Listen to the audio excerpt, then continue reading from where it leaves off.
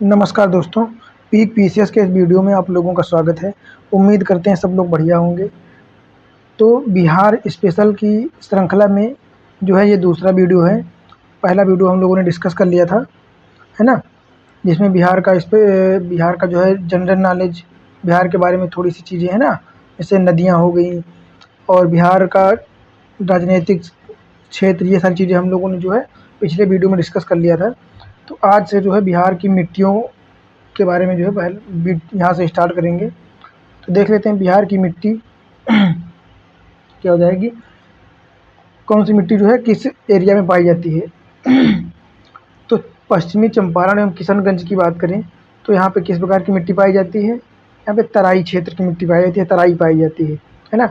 और बात करें मुजफ्फरपुर एवं दरभंगा की, तो यहाँ पे बांगर और भांगर ये दो प्रकार की मिट्टी पाई जाती है।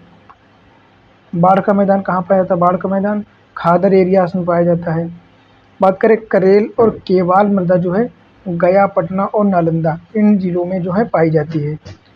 अब बात करें गंगा के दक्षिण क्षेत्र में, है ना, तो गंगा के दक्षिण क्षेत्र में जो है टाल प्रकार की मृदा पाई जाती है। कैसी? टाल प्रकार की।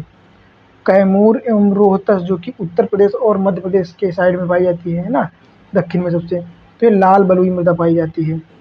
बात करें जमुई, मुंगेर और बांका जैसे डिस्ट्रिक्ट्स में, तो ये लाल पीली मिट्टी यहाँ पाई जाती है। फिर बात करें सोमेश्वर के दक्षिण में, तो यहाँ पर्वतीय मृदा पाई जाती है, क्योंकि सोमेश्वर जो है पहाड़ी एरिया है ना, इसलिए। अब बात करते हैं जो है यहाँ पे दिया भी गया है, जैसे ये हो गया पर्वतीय मिट्टी यहाँ पे है ना, और ये तराई हो गई। फिर यहाँ पे कौन सी मिट्टी हो जाएगी? ये खादर मृदा हो जाएगी। यहाँ पे जो है टाल मृदा। बात करें ये हो जाएगी करेल या केवाल या पुरानी जलोढ़ मृदा, है ना, इन एरिया में। और ये हो गई लाल पीली मिट्टी, ये लाल बलुई मिट्टी। और यहाँ बांगर या भांगर, जिसको बलसुंदरी कहते हैं, है ना। तो इस प्रकार की जो है सारी मिट्टियाँ यहाँ पाई जाती हैं। अब बात करें बिहार में मिट्टियों का जो है डिटेल्ड एनालिसिस की बात करें, तो इसमें जो है क्या लिखा है? बिहार में मुख्य रूप से दो प्रकार की मिट्टियाँ पाई जाती हैं। कौन कौन सी? एक तो अवशिष्ट मृदा और दूसरी अपोढ़ मृदा। अवशिष्ट मृदा मतलब कट छट के जो आती है ना, जो अवसाद के रूप में, उसको कहते हैं अवशिष्ट मृदा। तो देख लेते हैं, वह मिट्टियाँ जिनका निर्माण स्थल पर मौजूद चट्टानों से हुआ है ना। जैसे कोई चट्टान यहाँ पहले, यहाँ पर कोई चट्टान थी, फिर किसी अपरदन हो गया, अपक्षय अपरदन और भौतिक ताप दाब, इन प्रक्रियाओं के कारण जो है इसका यहीं पे टूट फूट कर बिखर जाती है ना, और अवसाद के रूप में जमा हो जाती हैं। तो इनको अवशिष्ट मिट्टियाँ कहते हैं ना। अब बात करें अपोढ़ मृदा की, तो यह मिट्टी अवशिष्ट मिट्टी के विपरीत प्रवाहित होकर बनती है, जो मुख्यतः गंगा के मैदान में पाई जाती है। तो अपोढ़ मृदा कौन सी होती है? जो गंगा नदी के जल के द्वारा जो है अवसादों को लाने के साथ में मिट्टी आई है ना, उस मिट्टी से जो बनी होती है उसको कहते हैं अपोढ़ मृदा। बात करें भौतिक, रासायनिक तथा संरचना के आधार पर बिहार की मिट्टियाँ कितने प्रकार की हैं, देख लेते हैं। पहले बात करते हैं तराई क्षेत्र की मिट्टी। तो तराई क्षेत्र की मिट्टी की बात करें तो यह बिहार की उत्तरी सीमा के साथ साथ पश्चिमी चंपारण हो गया, किशनगंज तक जो है, पश्चिमी चंपारण से किशनगंज मतलब पश्चिम से लेकर पूर्व तक पाई जाती है। ये 5 से 7 किलोमीटर की जो है चौड़ाई की पट्टी के रूप में पाई जाती है। मान लेते हैं ये बिहार का मैप हो जाएगा, तो इस एरिया में जो है ये पट्टी जो है पूरी पाई जाएगी। कौन सी? तराई क्षेत्र की। बात करें इसका रंग, तो तराई मिट्टी का भूरा एवं पीला रंग होता है। कैसा? भूरा एवं पीला। और इसमें कंकड़ एवं रेत की जो है मात्रा अधिक होती है ना। तो इसके जो रेत और कंकड़ की मिट्टी, इसमें ज़्यादा पाई जाती है मात्रा। अब बात करें बांगर एवं भांगर, जिसको बलु सुंदरी मृदा कहते हैं, बलु सुंदरी। तो इसकी बात करें तो पुरानी जलोढ़ मृदा होती है, पुरानी जलोढ़। इसका विस्तार जो है तराई क्षेत्र के दक्षिण में, जैसे पूर्णिया हो गया, सहरसा हो गया, इन जिलों में पाई जाती है, जो कि कोसी क्षेत्र कहलाते हैं, है ना, कोसी नदी के क्षेत्र। बात करें तो इसकी प्रकृति, तो ये क्षारीय प्रकृति का होता है मिट्टी, और इसमें सिंचाई की आवश्यकता होती है, तथा इसका रंग जो हल्का भूरा होता है। बांगर और भांगर मृदा का जो है रंग हल्का भूरा होता है। अब बात करते हैं अगली मृदा की, तो जो टाल या टाल मृदा, जो गंगा के दक्षिण भाग में 8 से 10 किलोमीटर की चौड़ाई वाली पट्टी में जो है पाई जाती है। बात करें तो यह मोटे कण वाली मिट्टी होती है। कैसी? मोटे कण वाली। तो यहाँ वर्षा जल के भरे होने के कारण जो है यह खरीफ फसल को उगाने के लिए उपयुक्त नहीं होती है ना। मतलब यहाँ पे खरीफ की फसलें जो है उगाई नहीं जा सकती हैं। फिर बात करें तो यह अधिक उर्वरक मिट्टियों में से एक है, मतलब उर्वरक जो है या अधिक उर्वरक मिट्टियों में से एक है, मतलब इसमें उर्वरक की मात्रा जो है अच्छी खासी पाई जाती है ना। अब बात करते हैं अगली मृदाओं की। खादर मृदा की बात करते हैं, तो ये जलोढ़ मृदा होती है जो कि नई, और ये सबसे उपयुक्त और सबसे उपजाऊ होती है। तो देख लेते हैं, यह नवीन जलोढ़ मृदा होती है। इसका विस्तार बांगर भांगर के दक्षिणी क्षेत्रों में होता है ना, बांगर भांगर के दक्षिणी क्षेत्र में। और इसकी प्रकृति जो होती है गैर क्षारीय होती है, मतलब अच्छी होती है और अधिक उपजाऊ होती है। सबसे अधिक उपजाऊ जलोढ़ मृदा ही होती है। इसका रंग जो है गाढ़ा भूरा होता है। कैसा? गाढ़ा भूरा। अगली मृदा की बात करें तो 5 नंबर है जो कि करेल या केवाल मृदा, इसको पुरानी जलोढ़ कहते हैं, है ना। बता देते हैं आपको पुरानी जलोढ़ मृदा। मान लेते हैं कि ये गंगा नदी है, ठीक है। तो इसके जो इस एरिया, ये इतना जो एरिया होता है ये नवीन जलोढ़ होता है, क्योंकि ये नदी के जो है अवसाद क्षेत्र में प्रेजेंट टाइम में बना होता है। और इसके बाद जो ये एरिया होता है इतना, ये वाला, तो ये हो जाती है पुरानी जलोढ़, है ना। तो यहाँ पे पानी अभी भी रहता है तो ये दलदली रहती है और सबसे उपजाऊ ये रहती है। और इसके बाद उपजाऊपन का जो है रेशियो इसमें रहता है ना। अब बात करते हैं अपने पॉइंट की, करेल मृदा का। तो करेल मृदा क्या होती है? इसका विस्तार गंगा के दक्षिणी मैदान में, जहाँ जैसे रोहतास हो गया, भागलपुर कुशैला हो गया, है ना, इन क्षेत्रों में होती है। बात करें, ये करेल मिट्टी जो होती है गुड़ में क्षारीय होती है ना, ये क्षारीय प्रकृति की होती है। और केवाल मिट्टी में अम्लीय गुण होता है। तो यहाँ पे ये देख लीजिए, करेल और केवाल मिट्टी। करेल मिट्टी जो होती है क्षारीय होती है और केवाल मृदा जो होती है अम्लीय होती है ना। बात करें बलथर मृदा, बलथर मिट्टी कैसी होती है? तो कैमूर से राजमहल तक 8 से 15 किलोमीटर की चौड़ी पट्टी का विस्तार होता है इस मृदा का। बात करें तो इसकी उर्वरता काफ़ी कम होती है, क्योंकि ये ककरीली पर और पथरीली होती है। और प्रकृति की बात करें तो ये भी जो है प्रकृति में अम्लीय प्रकार की मृदा होती है ना, अम्लीय प्रकार की। तो इस प्रकार बिहार की जितनी मृदाएं थी सारी कवर हो गई हैं। कौन कौन सी? एक तो तराई क्षेत्र की मिट्टी, बांगर और भांगर मिट्टी जिसको बल सुंदरी कहते हैं, फिर ताल या टाल मृदा हो गई, और खादर मृदा, करेल या केवाल जिसको पुरानी जलोढ़ मृदा कहते हैं, और बलथर मृदा, है ना। ये सारे जो है कवर हो गए हैं। अब बात करते हैं बिहार में जो है जनजातियाँ, क्या बिहार की जनजातियाँ, तो देख लेते हैं बिहार की जनजातियाँ। अगर बात करें रोहतास, बक्सर और भभुआ, इन जिलों में उरांव जनजाति पाई जाती है। उरांव, है ना। रोहतास, बक्सर और भभुआ, इनमें उरांव जनजाति पाई जाती है। बात करें कोरा जनजाति, तो कोरा जनजाति कहाँ पाई जाती है? मुंगेर, जमुई और कटिहार और दक्षिण भाग में पाई जाती है। दक्षिण भाग में जो है कोरा जनजाति पाई जाती है। खैरवार की बात करें तो ये रोहतास में पाई जाती है। खैरवार जनजाति रोहतास में पाई जाती है। और रोहतास में एक तो खैरवार हो गई, है ना। रोहतास की बात करें तो एक तो खैरवार हो गई और एक ये हो गई उरांव जनजाति, और खैरवार, ये दोनों पाई जाती हैं। अगली बात करें गोराइत, गोराइत जनजाति जो है भोजपुर से संबंधित है। अगला बात करें रोहतास से भोजपुर और मुंगेर, यहाँ से चेरा जनजाति जो है संबंधित है। तो चेरा जनजाति रोहतास, भोजपुर और मुंगेर इन जिलों में पाई जाती है। बात करें संथाल, संथाल जनजाति पूर्णिया, भागलपुर और सहरसा में पाई जाती है। कहाँ कहाँ? पूर्णिया, भागलपुर और सहरसा। बात करें कोरवा जनजाति, तो कोरवा जनजाति जो है ये भी रोहतास हो जाएगा, भोजपुर एवं पूर्णिया, इन 3 जिलों में पाई जाती है। बात करें कोरा जनजाति की तो कोरा जनजाति हम लोगों ने देखा भी था, ये कोरवा है, ये कोरा। कोरा मुंगेर हो जाएगी, जमुई और कटिहार, इन 3 जिलों में पाई जाती है। मुंडा जनजाति की बात करें, मुंडा जनजाति तो ये रोहतास, कैमूर और बक्सर तथा पूर्णिया, ये 4 जिलों में पाई जाती है। रोहतास, कैमूर, बक्सर और पूर्णिया। कौन? मुंडा जनजाति, है ना। मैप के माध्यम से देख लेते हैं एक बार। मैप की बात करें तो सबसे पहले बात करते हैं संथाल जनजाति की। तो संथाल जनजाति कहाँ कहाँ पाई जाती है? संथाल एक तो पूर्णिया में पाई जाती है, दूसरा भागलपुर और तीसरी सहरसा, यहाँ पे संथाल जनजाति पाई जाती है। अब बात करते हैं कोरा की, तो कोरा एक तो कटिहार में पाई जाती है, मुंगेर में पाई जाती है और जमुई में पाई जाती है ना। ये 3 जिलों में पाई जाती है। फिर बात करते हैं अगली जनजाति कौन सी हो जाएगी? ये हो जाएगी गोराइत, चेरा और कोरवा, ये तीनों जनजातियां जो हैं भोजपुर क्षेत्र में पाई जाती हैं। और मुंडा और उरांव की बात करें तो बक्सर, रोहतास और कैमूर, इन 3 जिलों में पाई जाती हैं, है ना। और इन्हीं 3 जिलों में जो है और कौन कौन सी जनजातियां पाई जाती हैं? खैरवार हो जाएगी, उरांव, चेरा, मुंडा और कोरवा, ये सारी जनजातियां जो है इन क्षेत्रों में पाई जाती हैं। बाकी की बात करें तो इन क्षेत्रों में जो है इन जनजातियों में से कोई जनजाति नहीं पाई जाती है ना। तो बात करते हैं अगले बिंदु की। बिहार में जनजातियाँ जो गई हैं उनके बारे में बताया गया है कि कौन सी जनजाति से कौन कौन सी विशेषताएं होती हैं, है ना। तो देख लेते हैं पहली जनजाति कौन सी हो जाएगी, उरांव जनजाति। उरांव जनजाति को क्या है, ये प्रोटो ऑस्ट्रेलाइड और द्रविड़ जनजाति है। कौन सी, प्रोटो ऑस्ट्रेलाइड और द्रविड़ से संबंधित जनजाति है। बात करें तो यह मुख्य रूप से रोहतास, बक्सर, भभुआ और चंपारण क्षेत्रों में पाई जाती है। कहाँ कहाँ, रोहतास, बक्सर, भभुआ और चंपारण।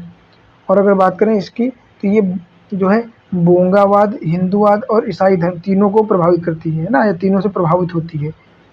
बोंगावाद, हिंदूवाद और ईसाई धर्म से जो है प्रभावित होती है। अगली जनजाति की बात करें, कोरा जनजाति। कौन सी, कोरा। तो यह बिहार के मुंगेर, जमुई, कटिहार, है ना, मुख्यतः दक्षिणी क्षेत्रों में जो है पाई जाती है, दक्षिणी बिहार में। और इनकी कुछ जनसंख्या जो है झारखंड में भी पाई जाती है।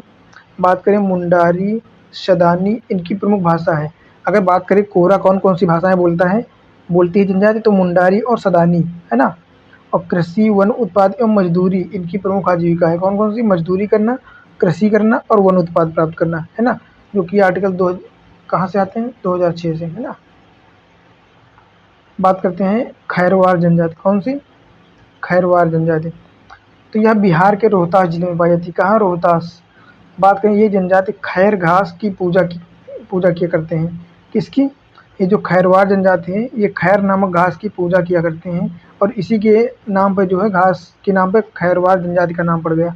इनकी भाषा की बात करें तो मुंदरी। यहाँ पे ये काफ़ी इंपॉर्टेंट फैक्ट हो जाता है कि खैरवार जनजातियों की भाषा कौन सी है, तो ये क्या हो जाएगी, मुंदरी। इनके पशुपालन, इनके जो व्यवसाय की बात करें तो कृषि, पशुपालन आदि जो है इनकी मुख्य आजीविका का मुख्य स्रोत है ना, कृषि और पशुपालन।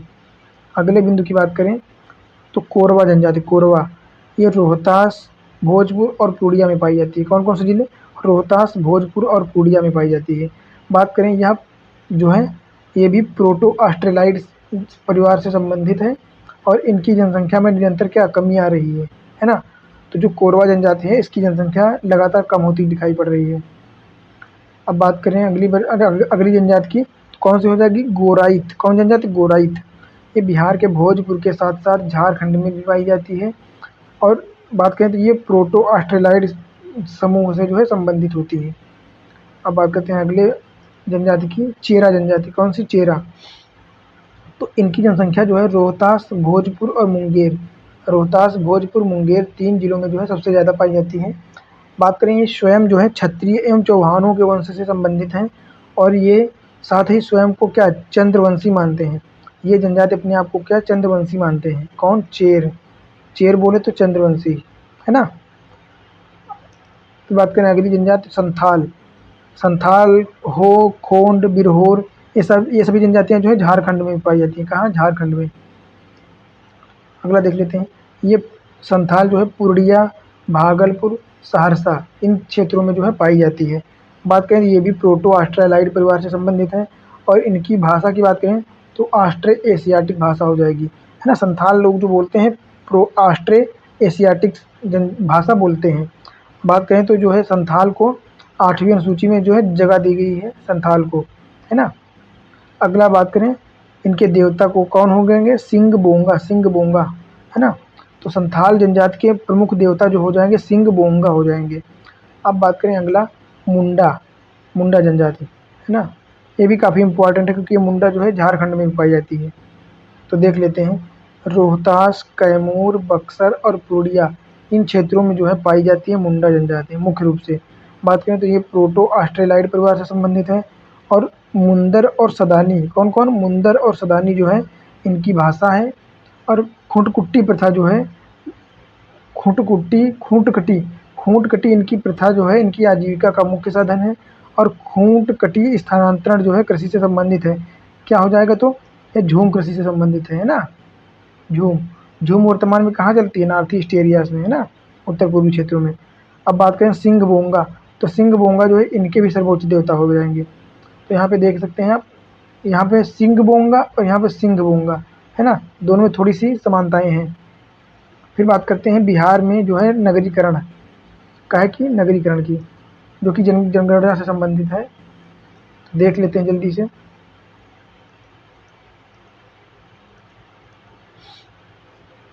ये काफ़ी मैप के हिसाब से देख लेते हैं। जो साक्षरता दर बात करें, सर्वाधिक घनत्व, सर्वाधिक घनत्व कहाँ हो जाएगा? सर्वाधिक घनत्व जो है कहाँ हो जाएगा? शिवहर। शिवहर एक ऐसा डिस्ट्रिक्ट है जहाँ पे सबसे ज़्यादा घनत्व पाया जाता है बिहार में। कितना? 1880। और अगर पश्चिमी चंपारण की बात करें तो ये काहे के लिए फेमस है? तो ये सर्वाधिक अनुसूचित जनजातियों वाला क्षेत्र है। सबसे ज़्यादा अनुसूचित जनजातियाँ कहाँ पाई जाती हैं? चंपारण में। अगर सर्वाधिक लिंगानुपात की बात करें तो ये गोपालगंज हो जाएगा, है ना। गोपालगंज में कितना? 1021 लिंगानुपात पाया जाता है। मतलब 1000 पुरुषों पर जो है, 1000 पुरुषों पर कितनी? 1021 महिलाएं हैं, है ना। अब बात करते हैं कि सर्वाधिक जनसंख्या शहरीकरण कहाँ पे पाया जाता है? तो पटना में। सबसे ज़्यादा शहरीकरण कहाँ है? पटना। चूँकि बिहार की राजधानी भी तो है ये, तो जाहिर सी बात है तो महानगर में भी आती है। तो अब बात करें सबसे कम नगरीकरण या शहरीकरण कहाँ है? तो समस्तीपुर हो जाएगा, है ना। समस्तीपुर में जो है सबसे कम शहरीकरण देखने को मिलता है। फिर अगली बात करते हैं न्यूनतम अनुसूचित जनजातियाँ कहाँ पाई जाती हैं? तो ये हो जाएगा किशनगंज। किशनगंज में सबसे कम जनजातियाँ पाई जाती हैं। अगर सबसे ज़्यादा बात करें अनुसूचित जनजातियाँ तो हो जाएगा चंपारण, वो भी पश्चिमी चंपारण। और अगर बात करें सबसे कम अनुसूचित जनजातियाँ तो किशनगंज हो जाएगा, है ना। अब अगला क्या हो जाएगा? न्यूनतम साक्षरता। तो न्यूनतम साक्षरता 51%, जो कि कहाँ? पूर्णिया में, पूर्णिया में, है ना। फिर बात करें अगर न्यूनतम अनुसूचित जनजाति, न्यूनतम अनुसूचित जनजाति तो खगड़िया हो जाएगा। यहाँ पे अनुसूचित जाति था। यहाँ पे एक चीज़ ध्यान रखना कि जो है यहाँ पे अनुसूचित जाति है, न्यूनतम अनुसूचित जाति, जो कि किशनगंज में है। और न्यूनतम अनुसूचित जनजाति जिसको ट्राइब कहते हैं तो खगड़िया हो जाएगा। और न्यूनतम लिंगानुपात जो है 876 मुंगेर में है, मुंगेर बिहार, है ना। अब बात करें न्यूनतम जनसंख्या कहाँ है? तो शेखपुरा हो जाएगा। जिस प्रकार सबसे ज़्यादा जनसंख्या घनत्व था वो शिवहर था, उस प्रकार सबसे ज़्यादा जनसंख्या कहाँ है? शेखपुरा। अब बात करें सर्वाधिक अनुसूचित जाति।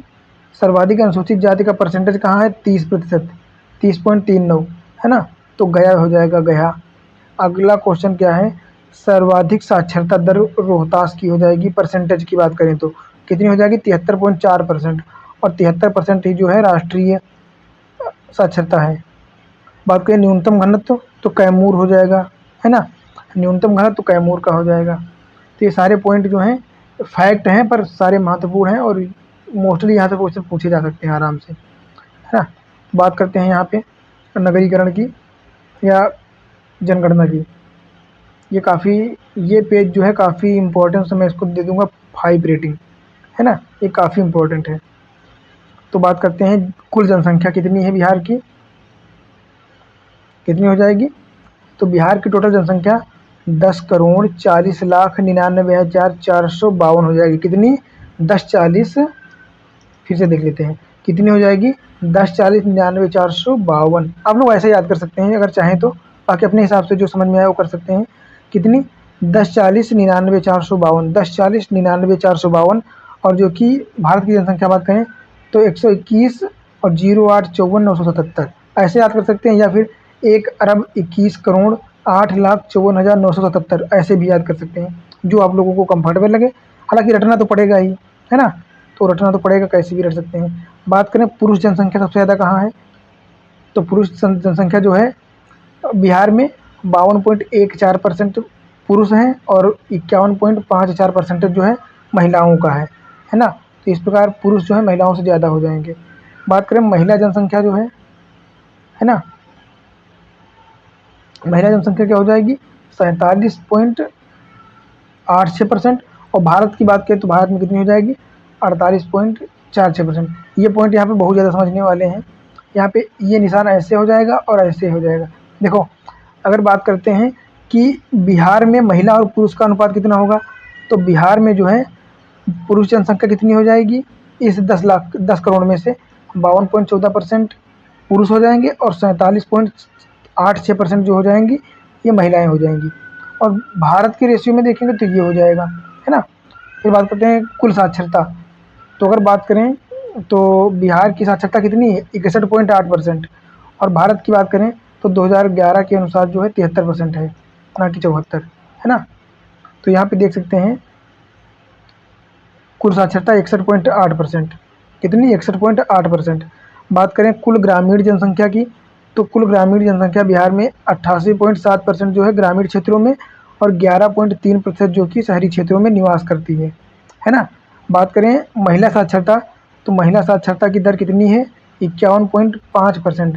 मतलब 100 महिलाओं में से केवल 51 से 52 महिलाएं ऐसी हैं जो पढ़ी लिखी हैं, जो पढ़ लिख सकती हैं, बाकी अनपढ़ हैं।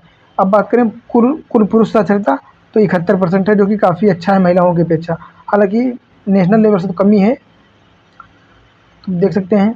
अब अगली बात करें, अगर यहाँ पे देख सकते हैं भारत के भी डाटा दिए गए हैं आंकड़े, तो ये भी देख सकते हैं कि कुल ग्रामीण जनसंख्या भारत में कितनी रहती है, 68.8% और शहरी 31.2%, है ना। महिला साक्षरता कितनी है भारत की, तो 65.42% हो जाएगी। और अगर पुरुष साक्षरता बात करें भारत की, तो 82.84% है, 14% है ना। तो अब बात करते हैं जो है अन्य पॉइंट्स की। तो कुल ग्रामीण साक्षरता कितनी है बिहार की, तो बिहार की कुल ग्रामीण साक्षरता 59.8%। और शहरी साक्षरता की बात करें तो हो जाएगी 76.9%। और सेम बात करें भारत के परिप्रेक्ष्य में, तो ग्रामीण साक्षरता 67.3% और शहरी साक्षरता जो है 84.1% है। मतलब भारत की अपेक्षा राष्ट्रीय स्तर से काफ़ी पीछे है बिहार भी, है ना, प्रत्येक क्षेत्रों में। अब बात करते हैं लिंगानुपात की, तो जो लिंगानुपात है ये बिहार का 918 है और भारत का लिंगानुपात 943 है। बात करें शिशु लिंगानुपात की, तो बिहार का शिशु लिंगानुपात 935 है, जो कि काफ़ी अच्छा है, और भारत का 919 है। तो बात करें, यहाँ पे क्वेश्चन पूछा जा सकता है कि भारत और बिहार के लिंगानुपात में किसका रेशियो ज़्यादा है, तो जो है बिहार का लिंगानुपात भारत के स्टेट सरकार मतलब केंद्र के हिसाब से जो है बिहार भी राज्य में ज़्यादा है। दशकीय वृद्धि की बात करें, तो बिहार की दशकीय वृद्धि जो है 25.42% और भारत की 17.7%, है ना। घनत्व की बात करें, तो बिहार में घनत्व 1106 पाया जाता है और भारत का जो कि 382। मतलब भारत के हिसाब से देखें तो मतलब 1 किलोमीटर स्क्वायर के एरिया में 382 लोग रहते हैं, और बिहार में जो है 1 किलोमीटर स्क्वायर में 1106 लोग निवास करते हैं। अब बात करें अनुसूचित जाति की, तो अनुसूचित जाति जो है 15.72% भारत में है, नहीं बिहार में हो जाएंगी, और भारत में 16.6%। और जनजातियों की बात करें तो बिहार में 1.3% और भारत में जो है 8.6% जनजातियाँ पाई जाती हैं, है ना। अगले पॉइंट की बात करें, अगले बिंदुओं की, तो जो है सर्वाधिक जनसंख्या कहाँ पाई जाती है, यहाँ पे जो है जिला वाइज दिया गया है, वो भी ऐसे करके ये निशान यहाँ पे लगा है। मतलब पहला नंबर ये हो जाएगा, दूसरा ये, तीसरा ये, है ना, सीक्वेंस से।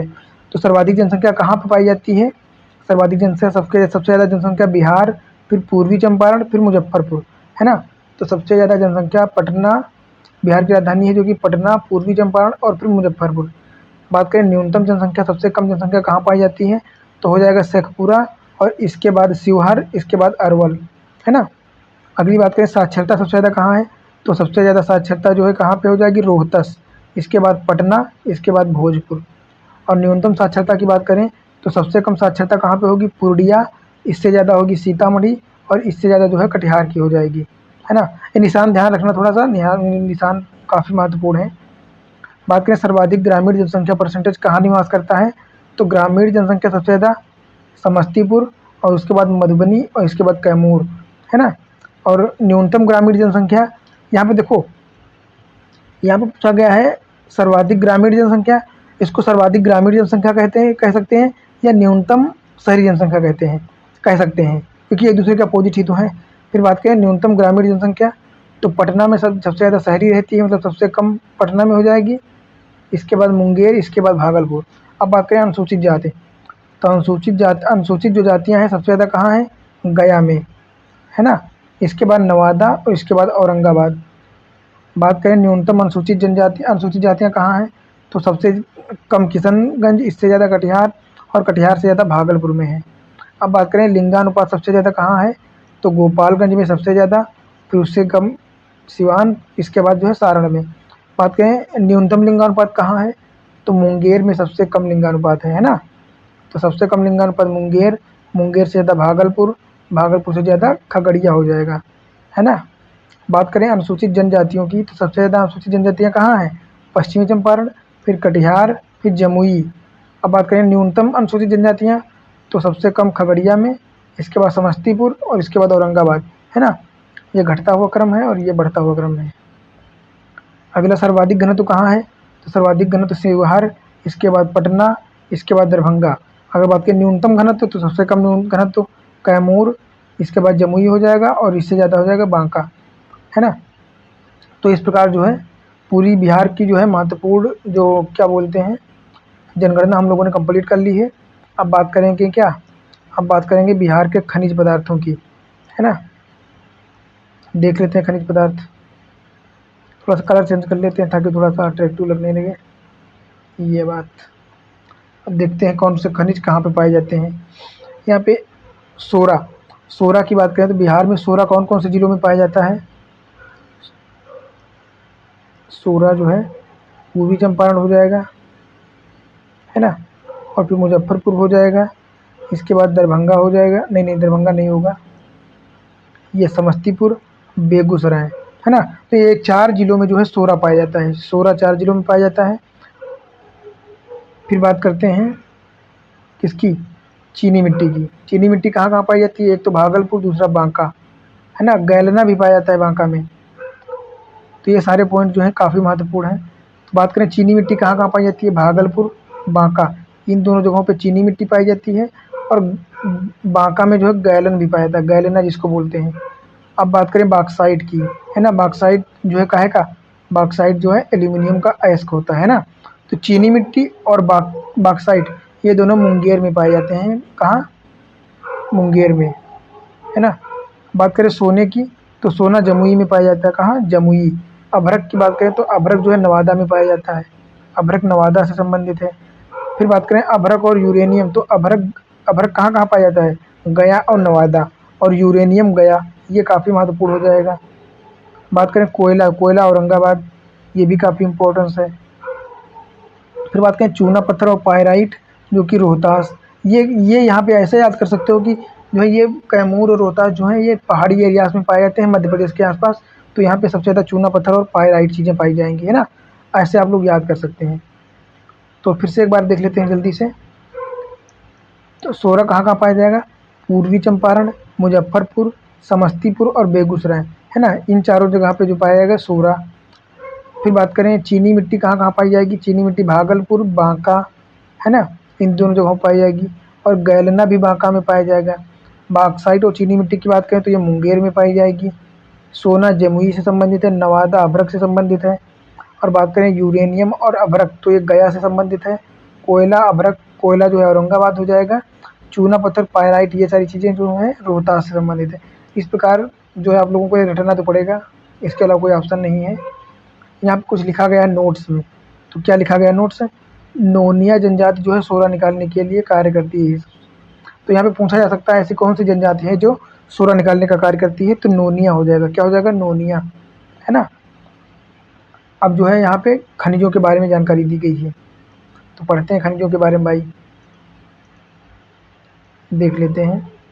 झारखंड से अलग होने के बाद बिहार राज्य में जो है खनिज संपदा की कमी हो गई। इसके बाद भी बिहार के अनेकों जिलों में खनिज संसाधन की उपलब्धता जो है पाई जाती है। क्योंकि जो है झारखंड इस एरिया को जो है रूर प्रदेश कहते भी हैं, क्योंकि सबसे ज़्यादा खनिज यहाँ पाए जाते हैं, है ना। फिर बात करते हैं भारतीय भूवैज्ञानिक सर्वेक्षण के अनुसार। भारतीय भूवैज्ञानिक सर्वेक्षण के अनुसार क्या कहा गया है कि राजगीर के बथानी ज्वालामुखी तलछट, बथानी ज्वालामुखी तलछट राजगीर, यहाँ पे क्या क्या है? नकिया, नकिया और कबूतर पहाड़ी में सोने की खनिजें पाई जाती हैं। कहाँ? ये पहाड़ी पूछा जा सकता है।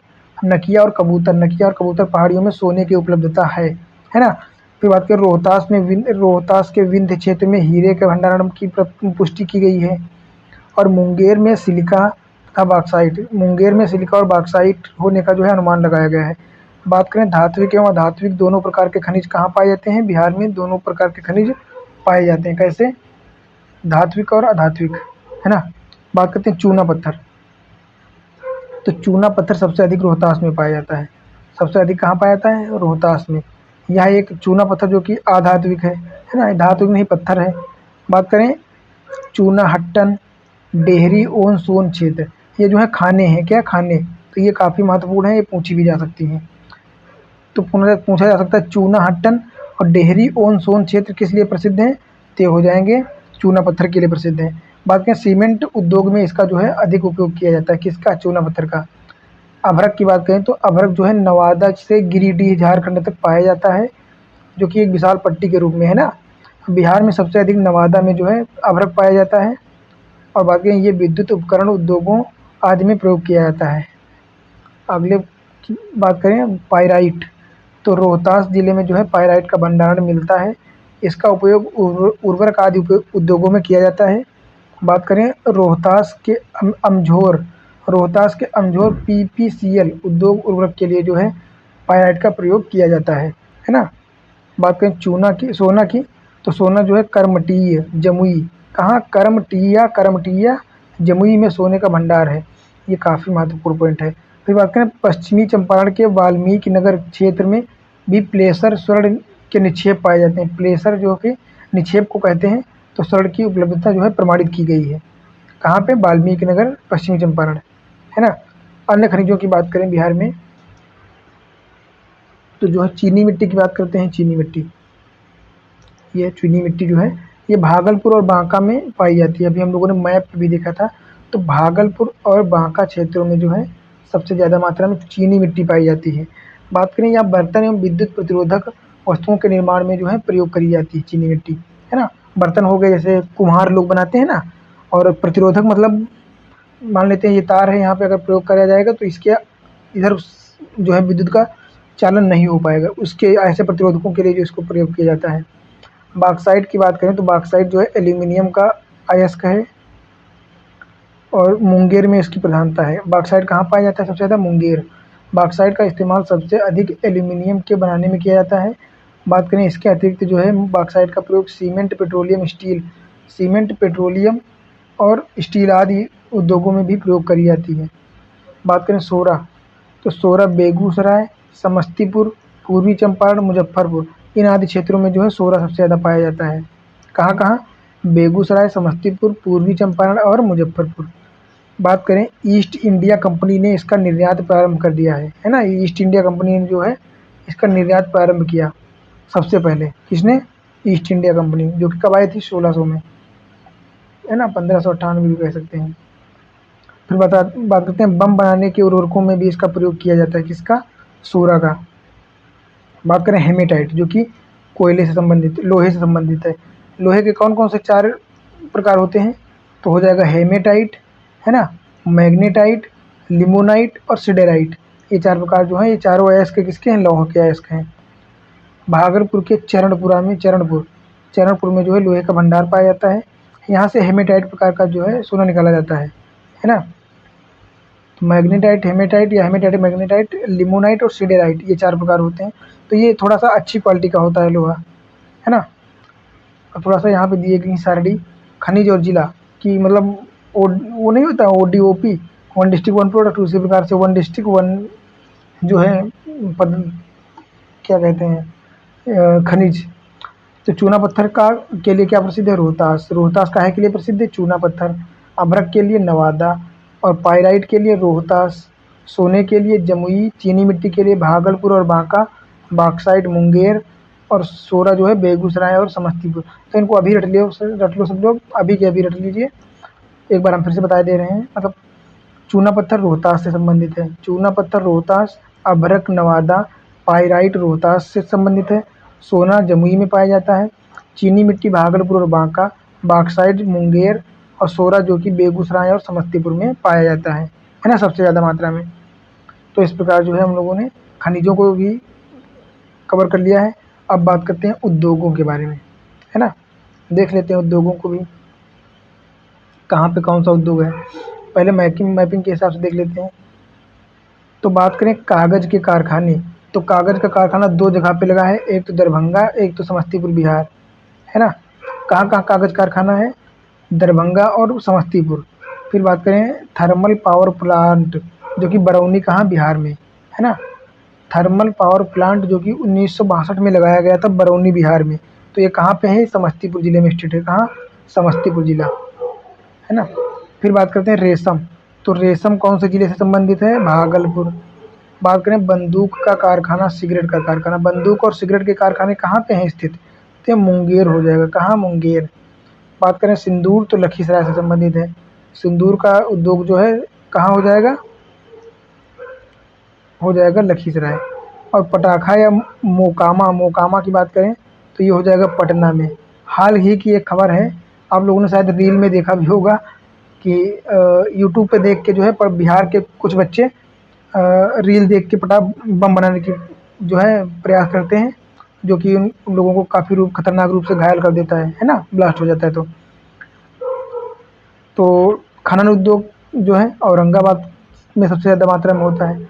बात करें रोहतास काहे के लिए फेमस है? तो सीमेंट के कारखाने जो हैं रोहतास में हैं। बक्सर की बात करें तो क्या हो जाएगा? कपिलंश धातु। क्या हो जाएगा? कपिलंश धातु, जो कि बक्सर में संबंधित है। बात करें प्लाई का कारखाना, प्लाई, तो ये हो जाएगा वैशाली, है ना। तो इस प्रकार जो है बहुत सारे ज़िलों में जो है बहुत सारे कारखाने लगे हैं, उद्योग। ये आप लोग फिर से देख सकते हैं, इनको बार बार देख सकते हैं जब तक याद ना हो जाए। तो यहाँ पे कुछ जो है महत्वपूर्ण फैक्ट दिए हैं जो कि पढ़ने वाले हैं, देख लेते हैं। बरौनी का तेल शोधक कारखाना रसिया के सहयोग से जो है तीसरी पंचवर्षीय योजना में लगाया गया था। बहुत ही इंपॉर्टेंट पॉइंट है, ये पूछ सकते हैं कौन सी पंचवर्षीय और किसके सहयोग से। तो बरौनी का तेल शोधन कारखाना जो है रसिया के सहयोग से तीसरी पंचवर्षीय योजना के दौरान लगाया गया था, है ना। और बात करें अगला पॉइंट, बिहार में दवा बनाने का कारखाना हाजीपुर में स्थित है। कहाँ? हाजीपुर। बिहार में कल्याणपुरी सीमेंट कारखाना बंजारी, बंजारी में स्थित है। कहाँ? बंजारी में। अगला point, railway wagon plant Muzaffarpur एवं मोकामा, मोकामा में स्थित है। कहाँ? मोकामा में, है ना। ये भी देख सकते हैं। अगला है बिहार में चमड़ा प्रसंस्करण कहाँ कहाँ पे होता है? चमड़ा का प्रसंस्करण बिहार में, तो पश्चिमी चंपारण, मुजफ्फरपुर और जो है बरौनी, ये 3 ज़िले जो हैं जहाँ पे चमड़ा के प्रसंस्करण किया जाता है। कौन कौन से? पश्चिमी चंपारण, मुजफ्फरपुर और बरौनी। अगले पॉइंट की बात करें तो क्या हो जाएगा? बिहार में सूत कटाई का कारखाना कहाँ कहाँ लगा है? भागलपुर, सिवान, पंडौल और गया, ये 4 ज़िलों पे लगा, 4 क्षेत्रों में लगा हुआ है। अगला, बिहार में पटसन का उद्योग कहाँ पे है?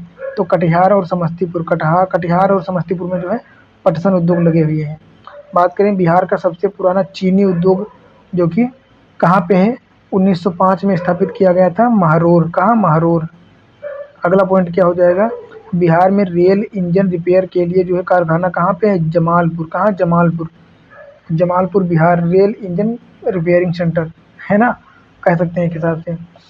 फिर बात करते हैं बिहार में जो है हथकरघा केंद्रित जिले, हथकरघा मतलब कहाँ पे किस प्रकार का जो है हाथ से बना प्रोडक्ट बनाया जाता है, देख लेते हैं एक नज़र में।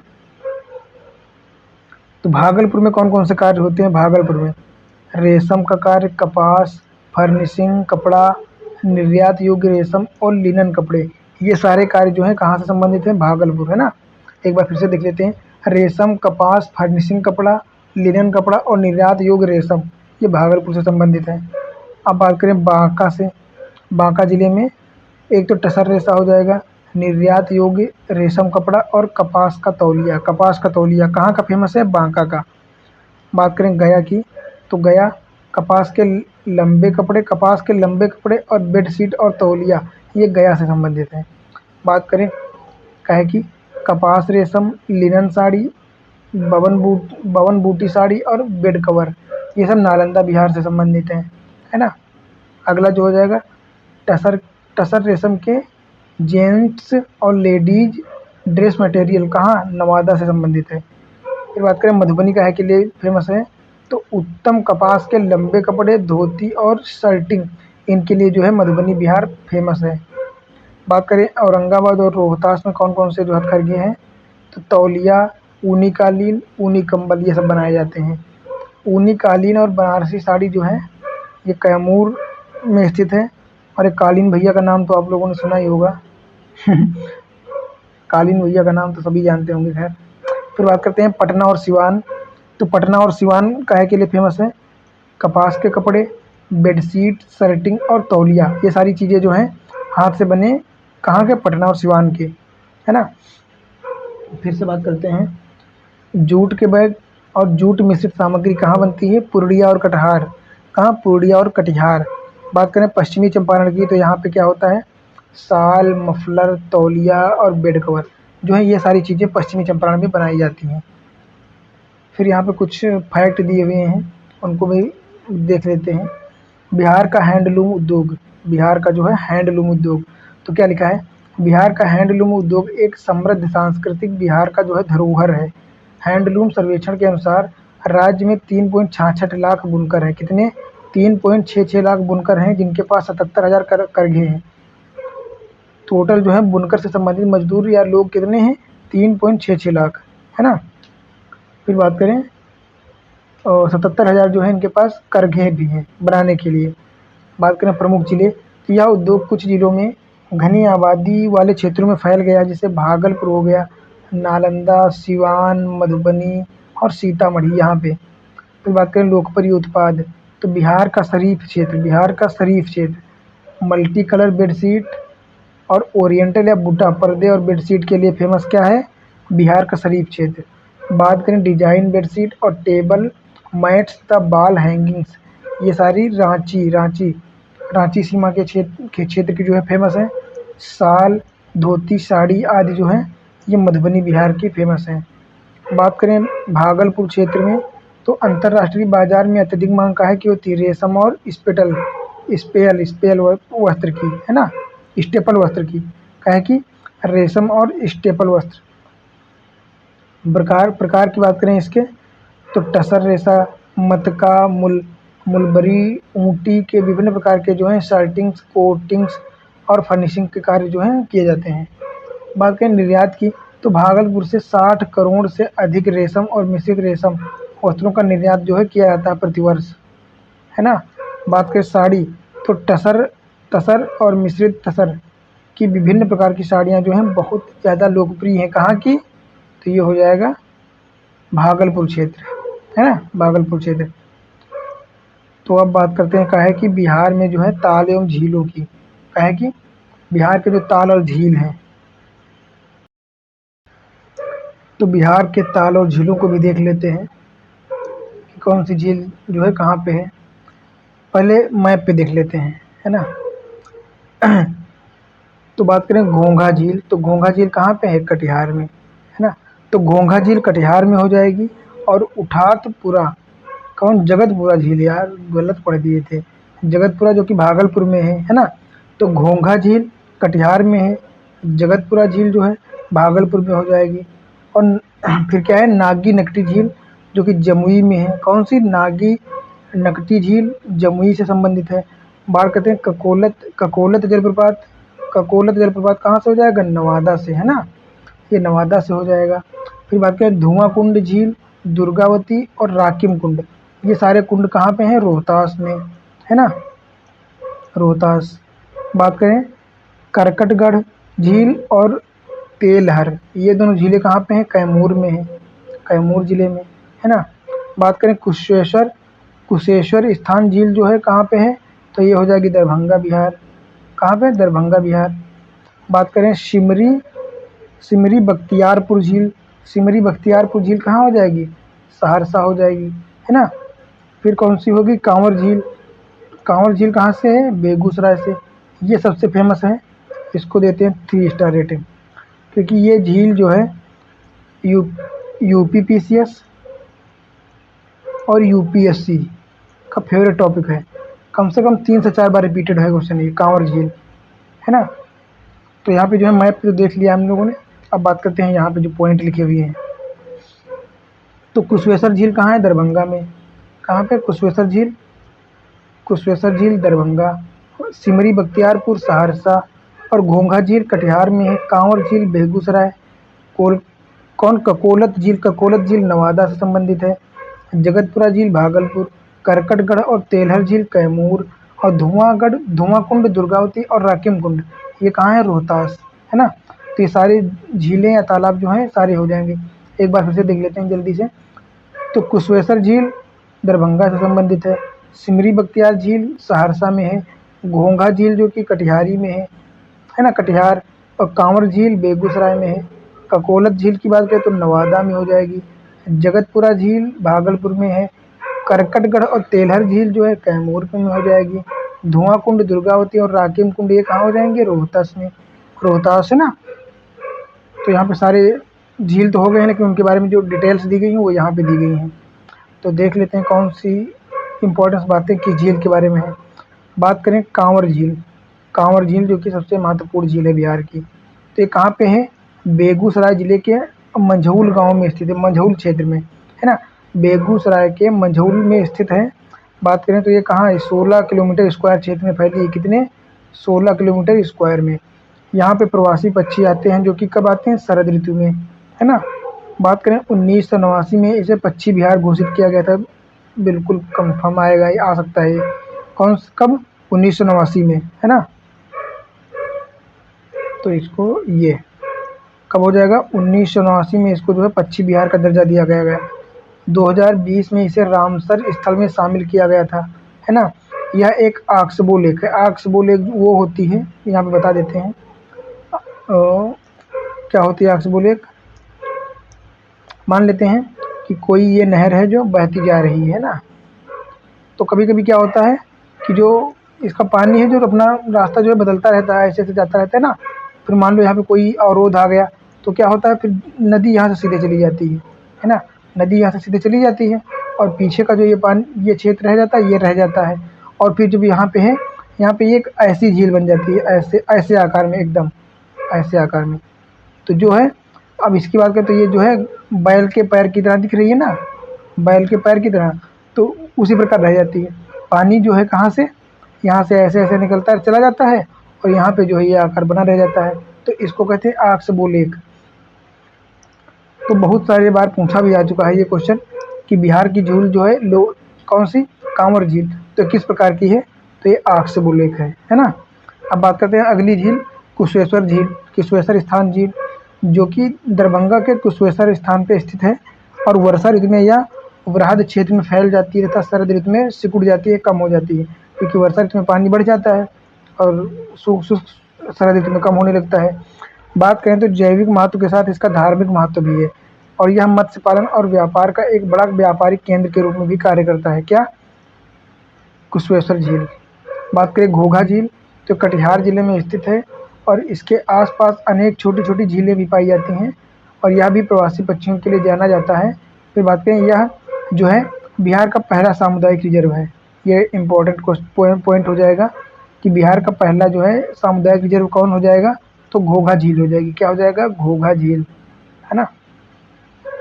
फिर ककोलत झील की बात करें, ककोलत जलप्रपात की बात करें, तो ये नवादा जिले में स्थित है। बात करें कोडरमा की पहाड़ियों से इसकी निकटता है ना, कोडरमा झारखंड। और यह एक पर्यटन स्थल के रूप में भी प्रसिद्ध है। बात करें सिमरी बख्तियारपुर की, तो यह सहरसा जिले में है। कहाँ? सहरसा जिला। और बात करें तो अनेक झीलों के मिलने से बना है।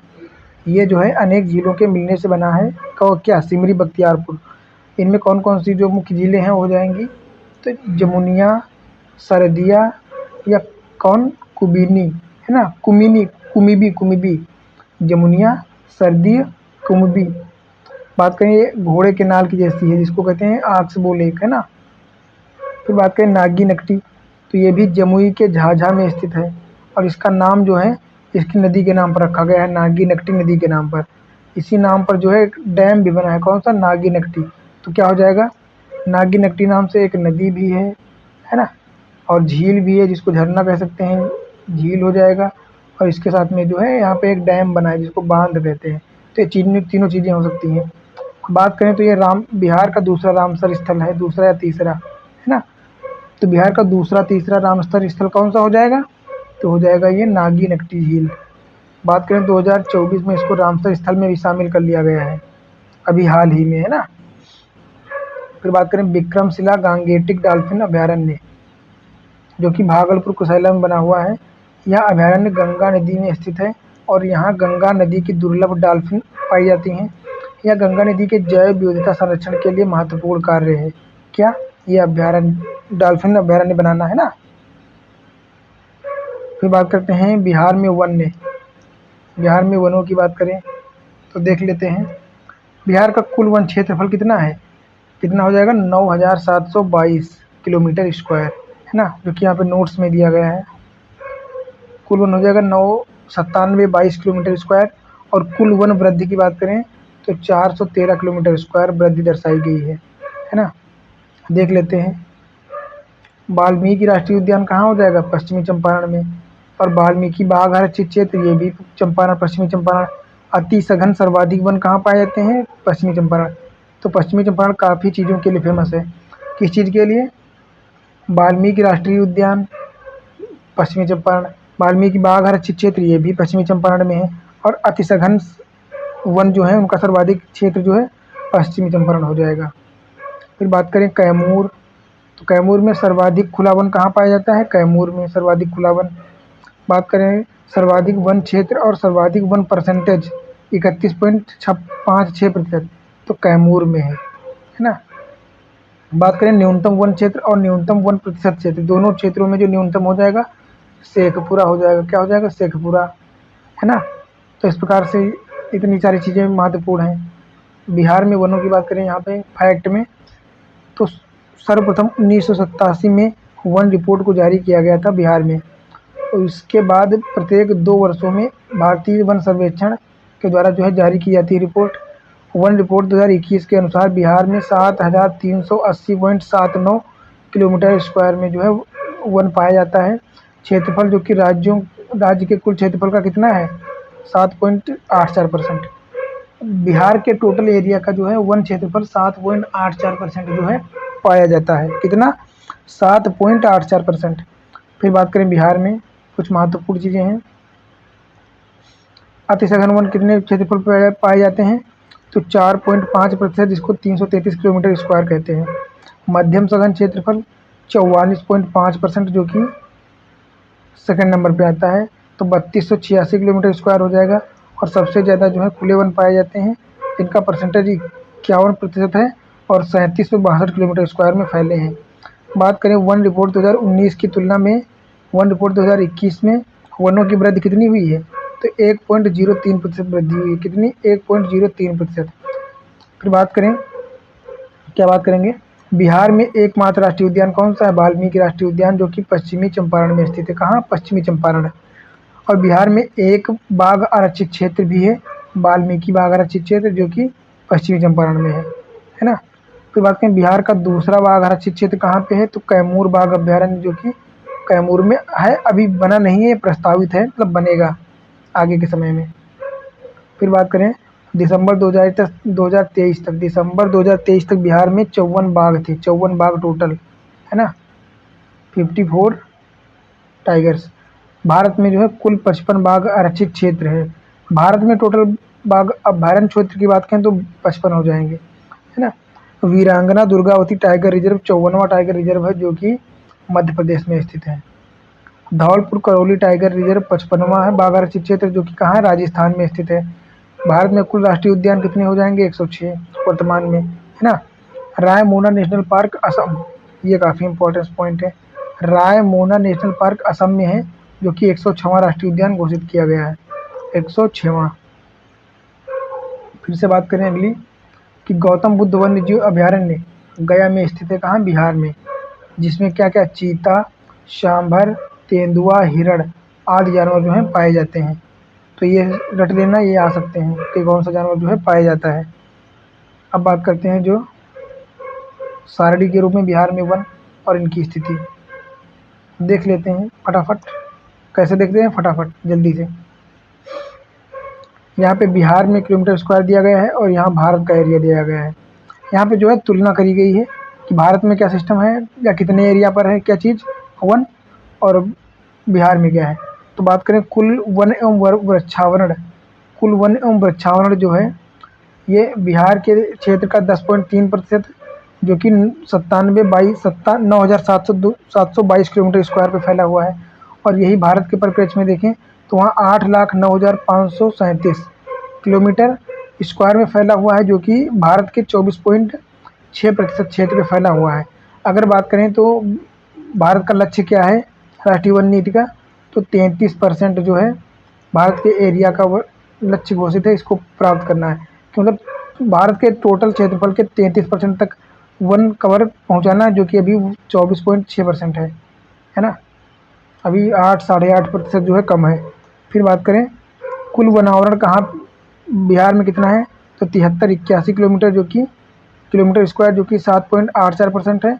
और भारत में 21.71%, जो कि 7,13,789 किलोमीटर स्क्वायर में फैला है। कुल वृक्षारोपण की बात करें 2341 किलोमीटर स्क्वायर, जो कि 2.48% क्षेत्रफल पर। और कुल वृद्धि जो है कितनी दर्ज की गई है, तो 413 किलोमीटर स्क्वायर जो है दर्ज की गई है। कुल वन वृद्धि 75 किलोमीटर स्क्वायर, और कुल वृक्षारोपण में वृद्धि 328 किलोमीटर स्क्वायर। और ये भारत के आंकड़े हैं, आप लोग देख लेना एक बार, है ना, गो थ्रू कर लेना जल्दी से बस। बात करते हैं सर्वाधिक वन वाला या जिला या राज्य कौन सा हो जाएगा, तो कैमूर, पश्चिम चंपारण तथा रोहतास, इनमें जो है सर्वाधिक है। और अगर भारत की बात करें तो सबसे ज़्यादा वन कहाँ है, मध्य प्रदेश, अरुणाचल प्रदेश और छत्तीसगढ़। मात्रा की बात करें तो मध्य प्रदेश, परसेंटेज की बात करें तो अरुणाचल प्रदेश और छत्तीसगढ़ हो जाएगा। बात करें सबसे कम वन कहाँ पे है, बिहार में शेखपुरा, अरवल और जहानाबाद। और यही चीज़ भारत में देखें तो हरियाणा और पंजाब तथा गोवा में सबसे कम वन एरिया है। परसेंटेज की बात करें सर्वाधिक परसेंटेज जो है वन का कहाँ पे है, तो कैमूर, जमुई तथा नवादा क्षेत्रों में पाया जाता है। और भारत में जो है मिजोरम, अरुणाचल प्रदेश और मेघालय में, क्योंकि इस रिपोर्ट के माध्यम से जो है इसमें कमी दर्ज की गई है ना। अगला बात करें 2019 की तुलना में वृद्धि वाला जिला, बांका, जमुई और गया, यहाँ पे वृद्धि जो है दर्ज की गई है। आंध्र प्रदेश, तेलंगाना और उड़ीसा में भी भारत में दर्ज की गई है क्या, वृद्धि। अब बात करते हैं वर्षा का मापन, है ना। बिहार में जो है वर्षा का वितरण क्या और कैसे है, देख लेते हैं। तो स्टार्ट करते हैं। यहाँ पे देखो, ये इसको मैंने कलर कर दिया था कि आप लोगों को जल्दी समझ आ जाए। तो जो है यहाँ पे बताया गया सेंटीमीटर में बारिश की बात की गई है ना। तो कहाँ पे कितनी बारिश होती है देख लेते हैं। तो सबसे कम कहाँ पे होती है, इस एरिया में जो है सबसे कम होती है, जो कि 100 सेंटीमीटर प्रतिवर्ष के हिसाब से काफ़ी कम होती है। फिर बात करें, ये देख लीजिए कहाँ यहाँ पे थोड़ा सा गलत हो गया शायद, ये 900 नहीं होगा, 90 से 120 होगा, है ना, 90 से 120 सेंटीमीटर। तो 90 से 120 सेंटीमीटर वार्षिक वर्षा वाला क्षेत्र कहाँ पे है, तो ये क्षेत्र हो जाएगा, है ना। बात करें 120 से 140 सेंटीमीटर प्रतिवर्ष वार्षिक क्षेत्र वर्षा वाला क्षेत्र, तो ये हो जाएगा, और यहाँ पे ये एरिया हो जाएगा, है ना।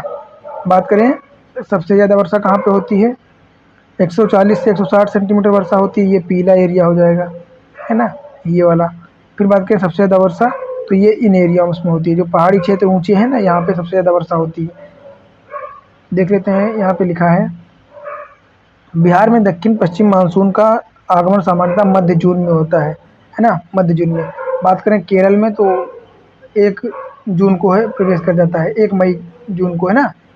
यहाँ पे शायद 1 जून को प्रवेश करता है, और अंडमान निकोबार द्वीप समूह जो है 1 मई में प्रवेश करता है।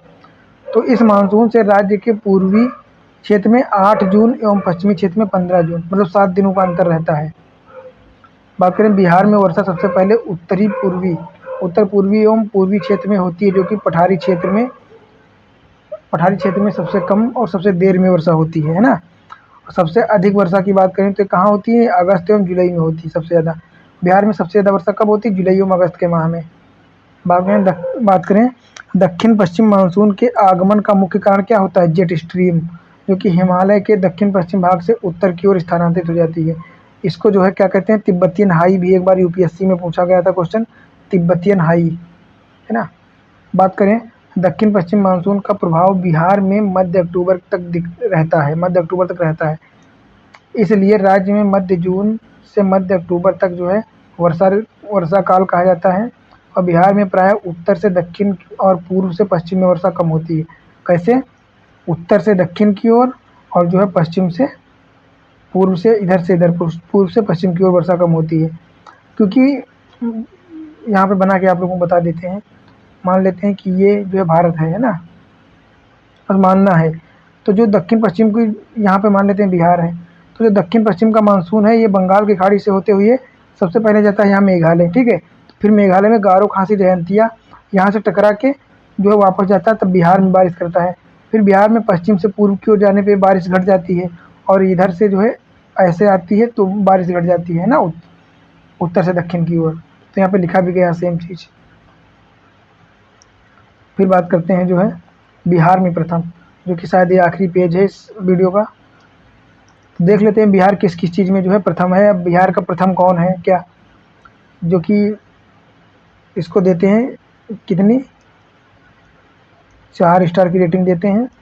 और ये सारे रटने वाले हैं, इसमें मैं कुछ समझा बता तो सकता नहीं हूँ, बस पढ़ सकता हूँ, एक बार पढ़ लेता हूँ और बस रट लेना आप लोग, इतना मैं सजेशन दे रहा हूँ आपको, है ना। तो बात करते हैं बिहार के प्रथम मुख्यमंत्री कौन थे, श्री कृष्ण सिंह, है ना। तो बिहार के प्रथम मुख्यमंत्री श्री कृष्ण सिंह थे। और बिहार के प्रथम राज्यपाल जयराम दास दौलत राम, और जयराम दास दौलत राम। और बिहार से बनने वाले पहले राष्ट्रपति कौन थे, डॉक्टर राजेंद्र प्रसाद। तो यहाँ पे ध्यान रखना, डॉक्टर राजेंद्र प्रसाद बिहार के जो है जन्मित पर्सन थे। पटना उच्च न्यायालय के मुख्य न्यायाधीश कौन है, सर एडवर्ड मेनार्ड डेस सैम्स चेमियर, ये जो है थे। फिर बात करें बिहार की पहली महिला मुख्यमंत्री राबड़ी देवी, कौन, राबड़ी देवी। बिहार की पहली महिला सीएम राबड़ी देवी। बिहार के पहले शिक्षा मंत्री श्री कृष्ण सिंह, श्री कृष्ण सिंह जो कि कौन थे, प्रथम बिहार के सीएम भी थे ना, सीएम भी थे। फिर बात करते हैं बिहार के पहले उप मुख्यमंत्री अनुग्रह नारायण सिंह थे, कौन था, अनुग्रह नारायण सिंह। अगला बात करें तो बिहार के विधानसभा के पहले अध्यक्ष कौन थे, राम दयालु सिंह, कौन, राम दयालु सिंह। और बिहार से बनने वाले पहले उपराष्ट्रपति डॉक्टर जाकिर हुसैन, डॉक्टर जाकिर हुसैन। बिहार विधान परिषद के अध्यक्ष कौन थे, पहले अध्यक्ष रामाश्रय प्रसाद सिंह, कौन, रामाश्रय प्रसाद सिंह। बिहार के पहले स्वतंत्रता सेनानी वीर कुंवर सिंह, कौन थे, वीर कुंवर सिंह। बिहार की पहली महिला राज्यपाल राम दुलारी सिन्हा, कौन, राम दुलारी सिन्हा। फिर बात करते हैं बिहार के पहले लोकायुक्त कौन थे, जनार्दन ठाकुर। तो कौन थे बिहार के पहले लोकायुक्त, जनार्दन ठाकुर। बिहार के पहले पुलिस महानिदेशक जिसको डीजीपी कहते हैं, है ना, तो श्याम सुंदर शर्मा थे, श्याम सुंदर शर्मा। बिहार की पहली महिला सांसद कौन थी, राधा गोविंद ठाकुर, राधा गोविंद ठाकुर। बात करें बिहार की पहली ओलंपिक पदक विजेता कौन थी, तो कौन थी, करडम मल्लेश्वरी, करडम मल्लेश्वरी, जो कि भारोत्तोलन में या वजन उठाने में जो है स्वर्ण पदक जीती थी, स्वर्ण पदक जीती थी या क्या जीती थी ये तो पता नहीं है। फिर बात करते हैं बिहार की पहली महिला आईएएस अधिकारी, आईएएस अधिकारी कौन थी, मंजू सिन्हा। बिहार की पहली महिला आईएएस अधिकारी मंजू सिन्हा थी। अगली बात करें तो बिहार के पहले दलित मुख्यमंत्री कौन थे, भोला पासवान शास्त्री, है ना, भोला पासवान शास्त्री। और बिहार के पहले मुस्लिम मुख्यमंत्री कौन थे, अब्दुल गफूर, कौन, अब्दुल गफूर। बिहार के पहले मुस्लिम सीएम अब्दुल गफूर। बात करें बिहार में पहली बार राष्ट्रपति शासन कब लगाया गया था, तो 29 जून 1968।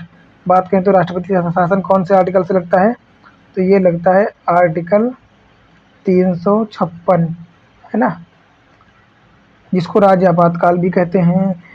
फिर बात करते हैं बिहार की पहली महिला जो लोकसभा अध्यक्ष बनी, तो कौन थी, मीरा कुमार, जिसको बाबू जगजीवन राम की पुत्री थी जो, है ना। बात करें बिहार के पहले आईएएस अधिकारी कौन थे, सत्येंद्र नारायण सिन्हा, सत्येंद्र नारायण सिन्हा।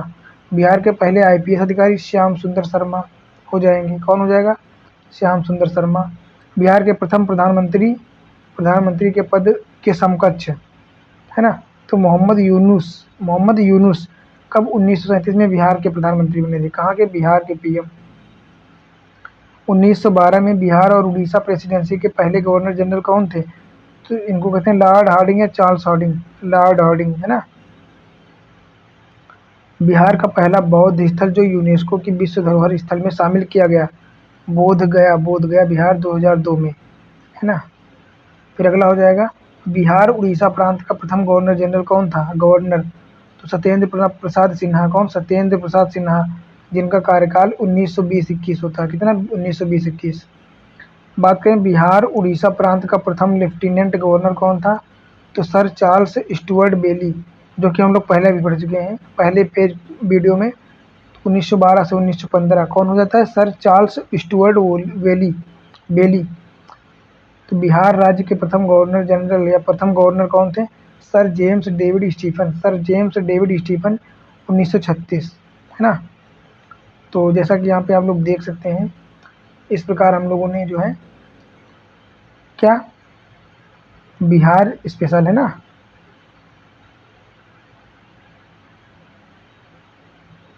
बिहार स्पेशल का जो है दूसरा लेक्चर भी जो है कंप्लीट कर लिया है ना, जिसमें हम लोगों ने इतने सारे टॉपिक जो है कवर कर लिए हैं। उम्मीद करते हैं आप लोगों से कि ये वीडियो आप लोगों को अच्छा लगा होगा, और वीडियो अच्छा लगा हो तो वीडियो को लाइक कर दीजिए आप लोग, तथा साथ में ही सब्सक्राइब कर दीजिए चैनल को, ताकि आने वाले अन्य वीडियो जो हैं आप लोगों को प्राप्त हो सकें। चूँकि ये जो बिहार स्पेशल है, ये स्पेशल कंप्लीट होने के बाद प्लेलिस्ट क्या करेंगे हम लोग, आने वाले बीपीएससी एग्ज़ाम को जो है पॉइंट ऑफ व्यू से क्या करेंगे, मॉक टेस्ट स्टार्ट करेंगे, है ना। डेली मॉक टेस्ट, जिसमें टोटल बिल्कुल बिहार पीसीएस का जो एग्ज़ाम होता है सेम उसी पैटर्न में होगा, जिसमें कितने टोटल 150 क्वेश्चन होंगे और उतना ही 2 घंटे का टाइम दिया जाएगा, है ना। फिर उसी हिसाब से किया जाएगा हम लोग लाइव आके। तो बस यही है कि सब चैनल को सब्सक्राइब कर लीजिए, ताकि अच्छी-अच्छी चीज़ें जो है कंटेंट आप लोगों को प्राप्त होता रहे, और बिहार पीसीएस या इनसे कोई नोटिफिकेशन आने वाला होगा तो उन सब की जो है सारी जानकारी आप लोगों को प्राप्त हो जाएगी टाइम टू टाइम। बस ठीक है, बस यही कहना था कि चैनल को सब्सक्राइब कर लीजिए, वीडियो लाइक तथा अगर इच्छा हो तो शेयर भी कर दीजिए, और मिलते हैं फिर अगली वीडियो में जो है अगले कुछ टॉपिक को लेके बिहार स्पेशल का। तो ख़त्म करते हैं वीडियो को। धन्यवाद आप लोगों का।